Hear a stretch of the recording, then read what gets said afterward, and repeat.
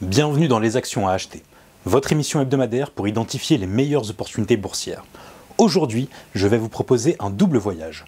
Nous allons d'abord plonger dans les marchés américains qui continuent d'influencer le reste du monde, puis nous irons explorer la situation en Europe, où la reprise est bien plus fragile. Vous voulez comprendre comment ajuster vos investissements entre ces deux blocs? Restez avec moi car on va rentrer dans le vif du sujet. Commençons par les États-Unis, qui restent le poumon des marchés financiers mondiaux. Vous le savez, le bull market américain a maintenant 2 ans, avec des gains impressionnants, près de 60% depuis octobre 2022. On se croirait presque invincible, non? Mais attention, la fête ne peut pas continuer éternellement. Historiquement, les bull markets durent en moyenne 3 ans. Donc nous sommes dans la dernière phase, celle où la volatilité devient la plus forte. Certes, l'économie américaine reste solide, mais les gains faciles sont déjà derrière nous. À partir de maintenant, c'est la croissance des bénéfices des entreprises qui devra porter le marché. Et là, ça devient compliqué. Si vous regardez les chiffres du PIB américain, vous voyez une résilience surprenante. Le PIB a augmenté de 3% en moyenne depuis 2 ans et les prévisions pour le 3e trimestre 2024 pointent vers un solide de 3,2%. Mais soyons honnêtes, cette dynamique n'est pas éternelle. La croissance américaine est en train de ralentir, et ce malgré une consommation soutenue.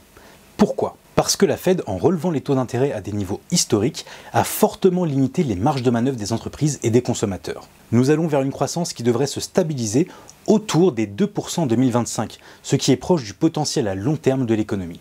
En parlant de la Fed, la baisse des taux va permettre un peu plus de flexibilité pour les entreprises comme pour les ménages. Mais cela ne signifie pas pour autant une reprise explosive des investissements. Au contraire, la Fed reste très vigilante face à une potentielle résurgence de l'inflation, surtout avec les tensions géopolitiques et l'instabilité des prix de l'énergie, sans compter le marché de l'emploi et ses trop bonnes surprises. Un autre point crucial. Jusqu'ici, les marchés américains ont été dominés par les géants de la tech, les fameux Magnificent Seven, que sont Nvidia, Tesla, Meta, Amazon, Microsoft, Apple et enfin Alphabet, la maison mère de Google. Mais attention, cette concentration commence à poser problème. La croissance des bénéfices de ces entreprises plafonne et la diversification devient la clé. Nous pourrions bien voir des secteurs cycliques comme l'industrie ou l'énergie reprendre le flambeau. Et à en croire les derniers records à la chaîne du Dow Jones, cela a déjà commencé. Après cette plongée aux États-Unis, venons-en maintenant à l'Europe. C'est là que ça se complique. Les marchés européens sont beaucoup plus fragiles. Aujourd'hui, les bourses européennes oscillent entre espoir et incertitude. Pourquoi ? Parce que malgré une inflation en baisse et des résultats des entreprises qui commencent à arriver, la dynamique reste bien plus hésitante qu'outre-Atlantique. Regardons la croissance. Contrairement aux États-Unis, l'économie européenne souffre. La zone euro a enregistré une croissance de seulement 0,6% en rythme annuel au 2e trimestre 2024, soit 6 trimestres consécutifs de sous-performance par rapport aux États-Unis. En effet, l'Allemagne, qui est le moteur industriel de l'Europe, est probablement entrée en récession technique. Et cette faiblesse ne devrait pas s'améliorer de sitôt. Les indices PMI manufacturiers européens sont en territoire de contraction, et même la France, qui avait jusqu'ici réussi à tirer son épingle du jeu grâce à la consommation, commence à montrer des signes d'essoufflement. L'un des rares points positifs, c'est l'inflation. En France par exemple, l'inflation ralentit plus que prévu en septembre, avec une hausse annuelle de seulement 1,4%. Alors oui, c'est un soulagement, mais c'est très loin d'être suffisant pour relancer la consommation de manière significative. Mais attention, cela ne signifie pas que la Banque Centrale Européenne, la BCE, va soudainement passer à une politique monétaire ultra accommodante. La BCE va probablement continuer à abaisser ses taux, mais à un rythme beaucoup plus lent que celui de la Fed. Pourquoi ? Parce que les pressions inflationnistes, bien qu'en baisse, sont encore présentes, et l'économie reste globalement trop faible pour supporter une baisse massive des taux. Enfin, il faut évidemment parler des risques géopolitiques.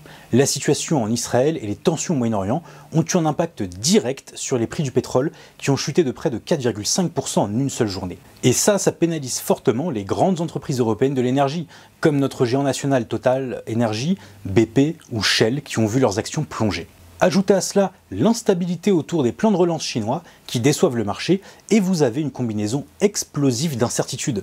Les entreprises européennes qui dépendent des exportations vers la Chine, comme notamment le luxe et l'automobile, sont directement touchées. Avant de passer à l'analyse des actions à fort potentiel, je tiens à vous rappeler que les valeurs que je présente aujourd'hui sont celles qui figurent sur ma watchlist du mardi. Ce sont des opportunités à suivre de près, mais elles ne sont pas forcément celles que j'ajouterai à mon portefeuille personnel. Pour accéder à mes vraies pépites, celles que j'intègre dans mon portefeuille avec une conviction forte, je vous invite à vous abonner au portefeuille Actions et du Bourse. Le lien est disponible en haut à droite de votre écran. Ne manquez pas l'occasion de suivre mes mouvements en temps réel et de profiter de mes analyses exclusives.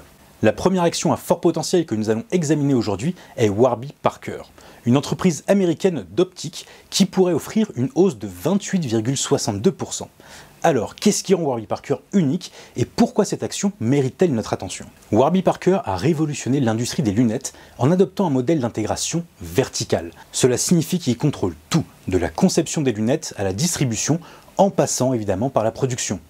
Ce modèle leur permet de produire des lunettes de qualité tout en étant compétitifs sur les prix et réactifs aux demandes du marché. Que vous achetiez en ligne ou dans l'un de leurs 256 magasins, l'expérience est homogène et fluide.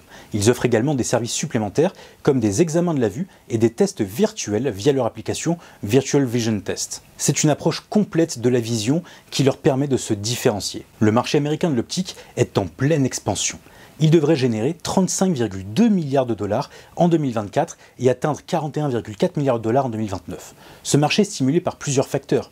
L'augmentation du temps passé devant les écrans, qui provoque des problèmes de vue, et le vieillissement de la population qui amplifie la demande de lunettes. Près de 80% des adultes américains utilisent déjà des lunettes ou des lentilles de contact, et ce besoin ne va faire que croître dans le temps.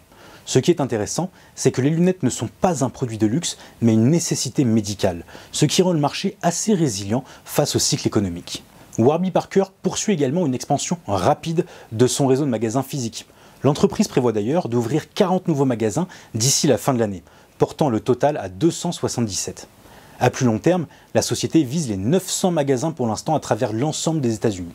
Cette stratégie omnicanal, magasins physiques et plateformes en ligne, leur permet d'augmenter significativement les ventes, avec un revenu moyen par magasin de 2,2 millions de dollars pour les points de vente ouverts depuis plus de 12 mois. De plus, 69% de leurs ventes proviennent des magasins, une indication de la puissance de leur approche de vente directe aux consommateurs. Malgré ces bons chiffres, Warby Parker reste encore non profitable.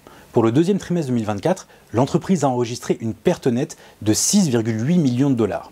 Bien que cela représente une amélioration par rapport à l'année précédente. Leur principal défi, c'est la gestion des coûts du marketing et de la vente, qui représente encore 60% de l'ensemble de leurs revenus. Mais là où l'histoire devient intéressante, c'est que le revenu moyen par client a lui augmenté de 8,8%, atteignant 302 dollars. Les clients qui utilisent plusieurs services, lunettes, lentilles de contact et examen de la vue, génèrent 2,4 fois plus de valeur que ceux qui n'achètent que des lunettes. Cela montre notamment la capacité de Warby Parker à maximiser la valeur client à long terme.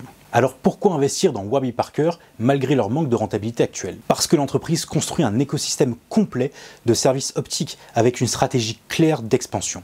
Leur modèle vertical intégré leur permet d'améliorer continuellement leurs marges et de collecter des données précieuses sur les comportements clients. Le cours de l'action pourrait donc atteindre les 20 dollars, ce qui représenterait une plus-value de 28,62%.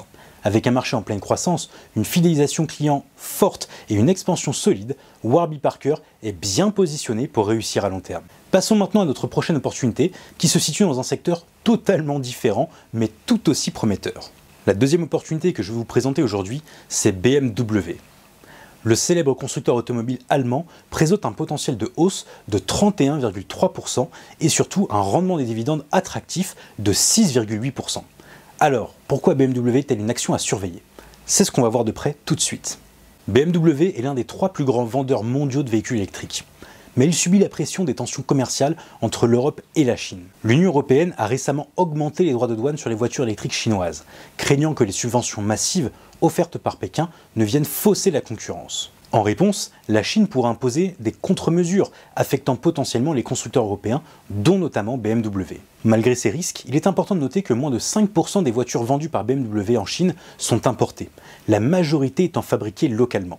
Cela limite donc l'impact direct des droits de douane sur BMW, ce qui crée également une opportunité d'entrée favorable pour l'action car le marché a déjà intégré ces risques dans sa valorisation. BMW adopte une approche très réfléchie dans sa transition vers les véhicules électriques.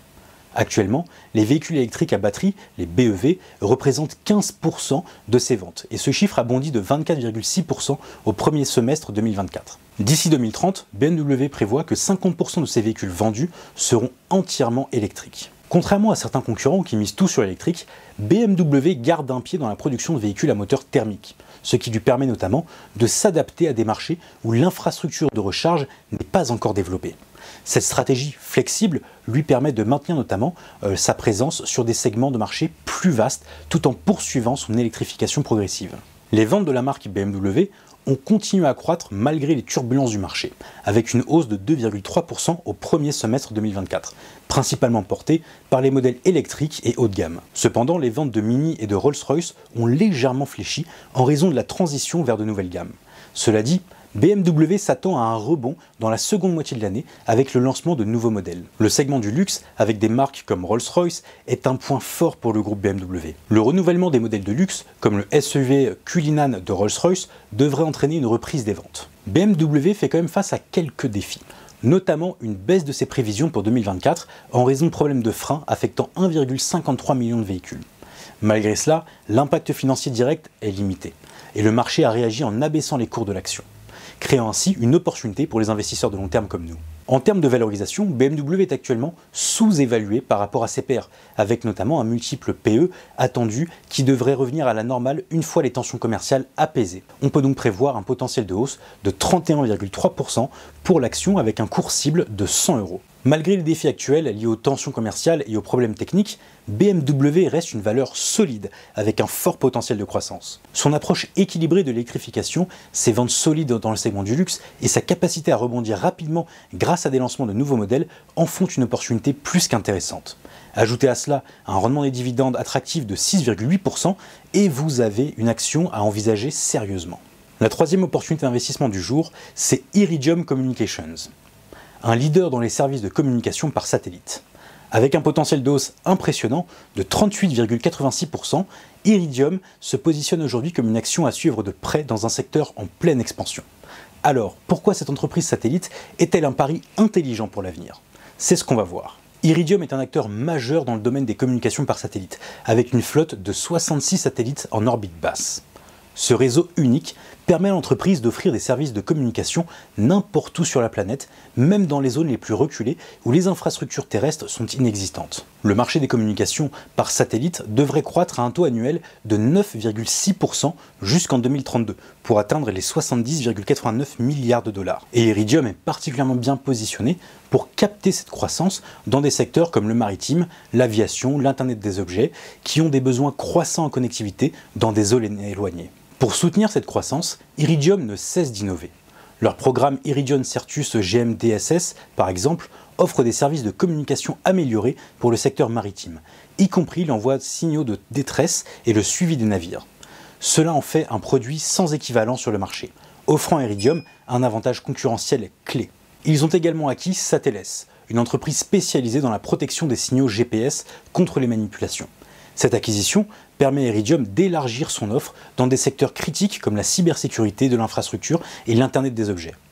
Ce service pourrait notamment générer près de 100 millions de dollars de revenus d'ici 2030. Iridium a récemment augmenté son programme de rachat d'actions de 500 millions de dollars, ce qui représente presque 18% de sa capitalisation boursière. Ce rachat, combiné à un dividende en croissance, montre que la direction considère le titre actuellement comme étant sous-évalué et souhaite largement récompenser ses actionnaires. Ils ont également augmenté leur dividende de 0,14 $ par action, portant le rendement actuel à 1,78%. Cette approche, prudente mais généreuse, devrait stimuler la valeur de l'action dans les prochains mois à venir. Iridium affiche une croissance plutôt stable de ses revenus, avec un total de 797,26 millions de dollars sur les 12 derniers mois. Le free cash flow, lui, a augmenté de 256 millions de dollars, et bien que la dette soit élevée à 1,65 milliard de dollars, la majeure partie n'est pas exigible avant 2030, ce qui limite donc les risques financiers, au moins à court terme. Pour l'avenir, Iridium prévoit d'atteindre 1 milliard de dollars de revenus annuels issus de ses services d'ici 2030, ce qui représente une croissance annuelle de 8%. Iridium est bien plus qu'une simple entreprise de télécommunications. Avec des marchés en pleine croissance, des innovations stratégiques dans les secteurs maritimes, l'Internet des objets et une politique de retour aux actionnaires solide, Iridium se positionne pour une hausse de 38,86%. Si vous cherchez à investir dans un secteur à fort potentiel et peu sensible aux aléas économiques, Iridium Communications est une action que vous devriez sérieusement considérer. Et à défaut de l'acheter, vous devriez au moins la mettre sur votre watchlist. Ah, il est temps de terminer avec la dernière opportunité de ce jour, celle qui a le plus de potentiel. La dernière opportunité du jour est peut-être la plus fascinante, Intuitive Machines.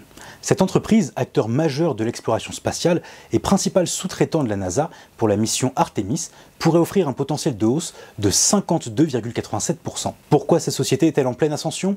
Et pourquoi est-ce le bon moment d'y investir? Découvrons ça ensemble. Intuitive Machines fait partie des principaux contractants de la NASA pour la mission Artemis, qui vise à retourner sur la Lune et à poser la base de la future colonisation de Mars. La société est spécialisée dans la livraison de charges utiles sur la Lune grâce à son moteur Nova-C, capable d'atterrir des équipements jusqu'à 100 kg. Ce moteur est un pilier de leur activité dans le segment Lunar Access Service. Le regain d'intérêt pour la Lune est motivé par des enjeux économiques et stratégiques. L'objectif de la NASA est de poser des humains sur la Lune en 2026 et de créer une base permanente avant la fin des années 2020.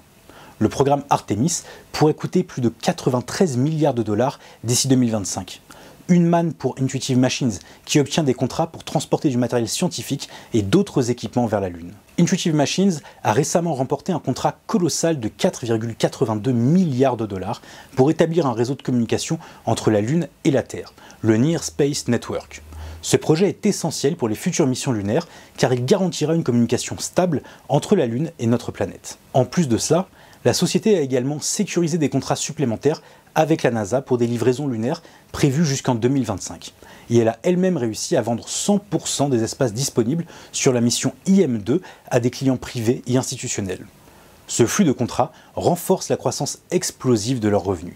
Ils ont réussi leur première mission lunaire en février 2024 avec un atterrissage réussi du module Nova-C. Ils prévoient maintenant 2 autres missions importantes, IM-2 qui sera lancé début 2025 et IM-3 qui est prévu pour la fin 2025. Si ces 2 missions sont couronnées de succès, Intuitive Machines sera en mesure de réaliser plusieurs missions lunaires par an, ce qui ouvrira la voie à une expansion massive. En parallèle, la société travaille déjà sur des modules de descente plus puissants comme le Nova-D et le Nova-M, capables de transporter des charges allant jusqu'à 7500 kg, ce qui sera évidemment indispensable pour l'établissement de futures bases lunaires. En termes financiers, Intuitive Machines a enregistré une croissance fulgurante avec des revenus qui ont bondi de 98% pour atteindre 157,77 millions de dollars en 2024. Et ce n'est que le début. La société prévoit que ses revenus atteindront 240 millions de dollars d'ici fin 2024, soit plus du double par rapport à l'année précédente. Ils ont également sécurisé un carnet de commandes de 213 millions de dollars et leur dette est relativement faible à seulement 37 millions de dollars, ce qui leur donne une grosse marge de manœuvre financière importante pour soutenir leur expansion. En conclusion, Intuitive Machines est bien positionné pour capitaliser sur la nouvelle ère de l'exploration spatiale. Avec des contrats majeurs, une croissance exponentielle et un potentiel de hausse de 52,87%, c'est une opportunité rare dans un secteur à très forte croissance. Si l'exploration spatiale et les missions lunaires sont l'avenir, alors Intuitive Machines est en première ligne. Voilà pour les 4 opportunités du jour. J'espère que vous y trouverez de quoi réfléchir et structurer vos prochains investissements. N'oubliez pas de mettre un like si vous avez découvert des actions que vous ne connaissiez pas et surtout n'oubliez pas non plus de vous abonner pour ne pas manquer la prochaine édition de cet hebdomadaire Les actions à acheter chaque mardi à 19 h. En attendant, dites-moi dans les commentaires, d'après vous, le secteur automobile européen sera-t-il vraiment protégé de la concurrence chinoise avec la mise en place de barrières douanières? Ou pensez-vous que seuls les consommateurs finaux européens seront pénalisés? À vous de me le dire. C'était Pierre Permont-Louis, alias PPM. Rendez-vous mardi prochain à 19 h.